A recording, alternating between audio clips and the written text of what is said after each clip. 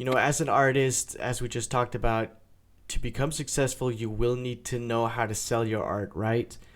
So, one of my struggles has always been how much art do I create for myself versus how much do I create for an audience or a market? Well, that's a really interesting question because it pushes one of the buttons that make me crazy. Um, I don't think artists I don't think artists are really artists if they just do it for themselves. I think Okay. artists communicate. I think that they are at their essence they are communicators. Communicators means there's an audience. So I mean I was in one of the things wrote lately. I think can you imagine telling a joke on an empty porch? you know Mm-hmm. that's so silly, Yeah. it's so kind of stupid to think about, right? And that's what it's like to create art for yourself. Like, oh, I don't want anybody to see it, I just want to do it.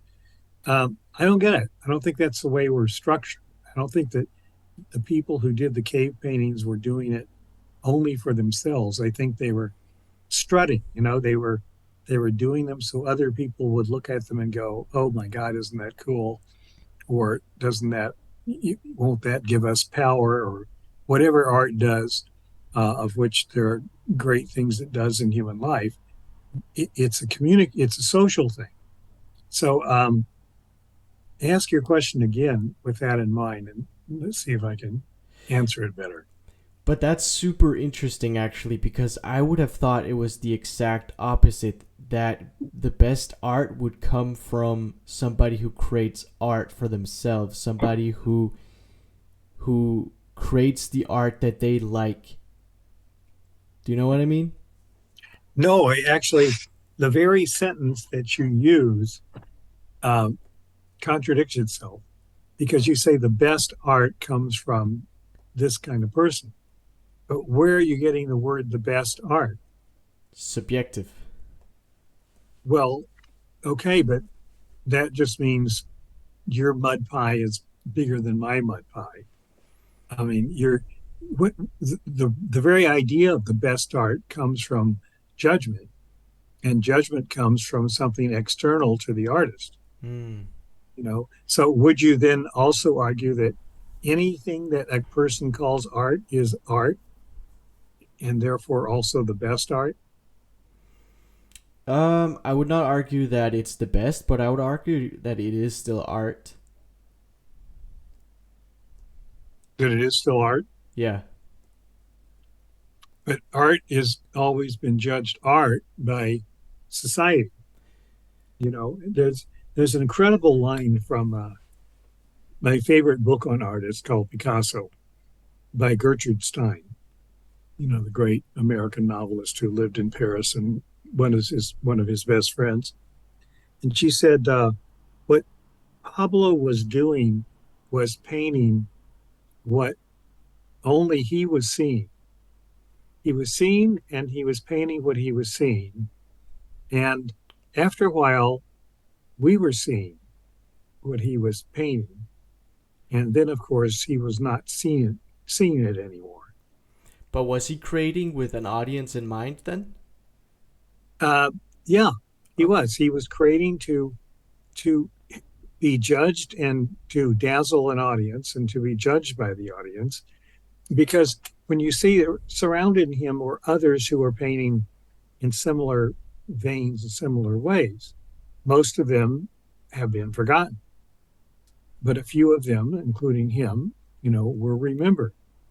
And there's all kinds of famous stories about him scribbling on a napkin, and the napkin later selling for $500,000, um, because he created an art form that people recognized as different and new and moving and inspiring, whereas others who were scribbling the same strange shapes never got that to that level of acceptance. So when you're accepted by a society as art, that's the highest form of art, um, by historical definition. Hmm. You have to be kind of told that things are art in order to for them to be art. Because I remember when I was a professor, I gave a class about art, and I would start out with 8 or 9 slides randomly put together from ancient Babylonian statuettes to electrical circuits to modern art of various kinds. So that, and then I would just flash them to a completely uneducated class that had not done any studies in art and ask them to comment on each one and how important a piece of art it was. And it's funny, they couldn't sort it out until they were told that this was this was art. This was not art. They just thought, if everything is art, I got to figure out why is it art? And it's the minute that they hear that something is art, then they can't ever undo that image in their head and have to see it as art again. And the minute they are told that something is not art, then they can't see it as art again. And what that tells me is that the brain isn't working alone when it comes to art. It's working in a huge canvas, a huge context that has other brains behind it over hundreds of years. I mean, how can you write like a truly original breakthrough novel, for example, if you haven't read, Cervantes and Tristram Shandy and Moby Dick and James Joyce, and you know, you can write what you write. I used to have undergraduates who did this all the time. They refused to read the past because they said they were brilliant and blah blah blah.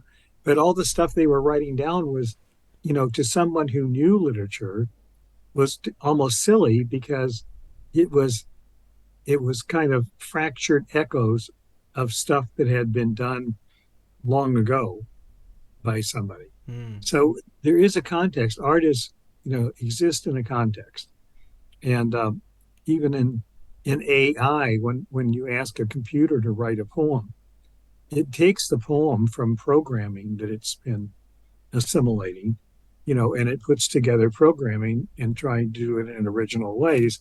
But if a computer had never been programmed with phrases and Mm. gerunds and infinitives and stuff, it wouldn't know what to do. The programming is what tells it what to do.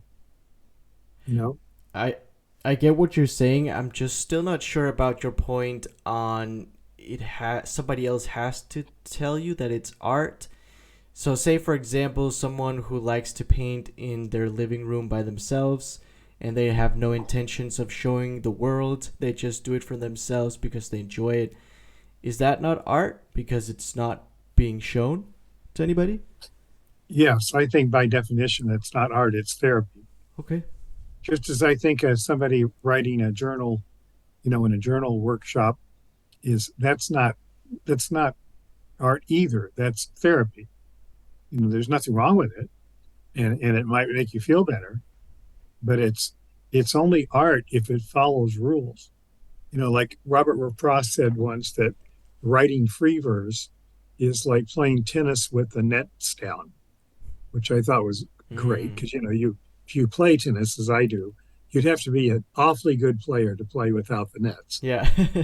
You know, and what he's telling you is that when it comes to writing authentic free verse, you have to know what you're doing. You have to know you know what metrical verse is in order to write free verse.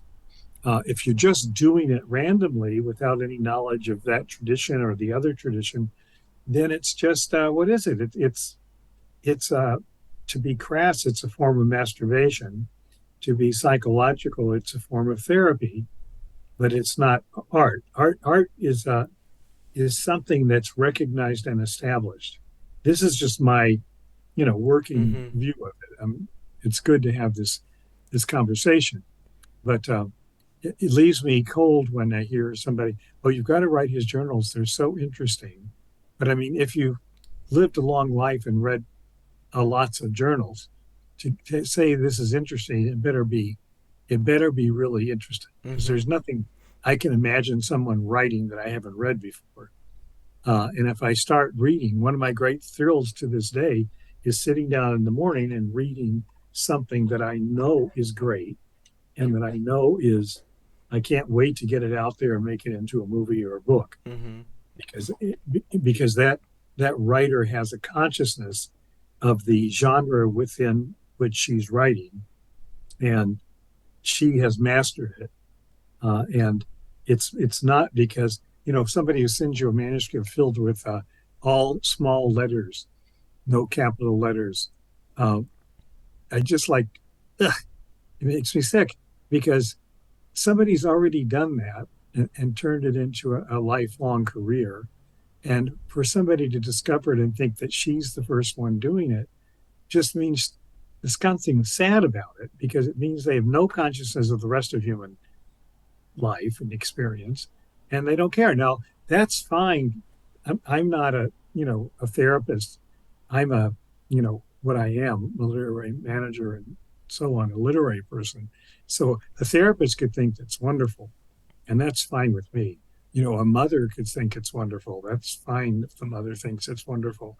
But for somebody to send it to me and tell me they want me to sell it for $1 million, I mean, I would just be, I don't have a buyer I could send it to who wouldn't just call me up to ask me if I'd lost my mind. Mm-hmm. You know what I mean? Yeah. So that tells me that there is a socialness about it, that within which you work. And it doesn't have to be art. It can just be good, good commercial stuff. It's still, you can't write an action thriller without being aware of the previous action thrillers that have been written. And the best new action thrillers always have nods to the earlier ones Mm. to show that they're aware of the tradition in which they're writing. You know what I mean? Yeah. So that tells me that um, when you get to the level beyond the therapy, maybe a painter does start off in the living room just painting colors that are pretty. But if somebody walks into the living room and goes, "Oh my God, that is stunning," it changes everything. Just that comment changes the nature of the activity.